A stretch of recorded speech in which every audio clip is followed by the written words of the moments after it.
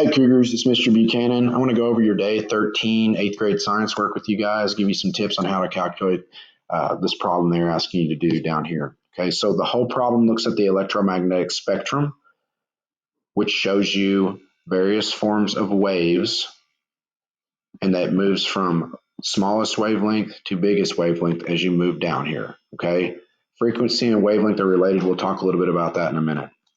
So electromagnetic waves are transverse waves that carry both electrical and magnetic energy. Electromagnetic waves travel at the same speed, so all these waves travel at the same speed, which is 300 million meters per second. This is also called the speed of light. Let's look at the question.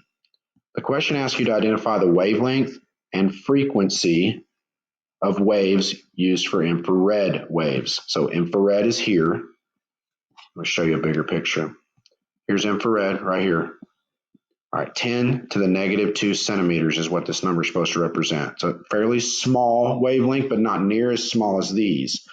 Okay, so the wavelength is the distance from the top of the wave to the next top of the wave. Okay, so crest to crest. That's the wavelength. As you move further down this, the wavelength gets bigger. The frequency, which is how many waves will pass by a given point in a second, the frequency gets smaller as you move down this way. Look, the waves are really close together, so more of them are going to pass by in a shorter amount of time, okay? Whereas these are way further apart, so the frequencies are much bigger. Now, the question asks you, calculate frequency. Well, we've modified this problem a little bit to make it a little bit more user-friendly. Frequency is already given here. The frequency formula is, okay, so you got frequency equals wave speed. We were told our wave speed is 300 million meters per second. So that's given. And then our wavelength, that's also given. Wavelength is 10 to the negative 2 centimeters. So let's look down here. Okay.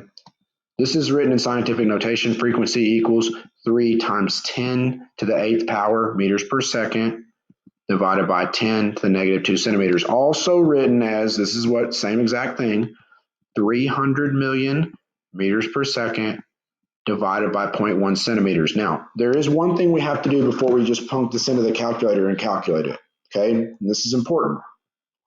You've got to convert your centimeters to meters, okay, to make our units match up. This is in meters per second. We've got centimeters here, okay? So the thing you have to do down on the bottom before you do this is convert.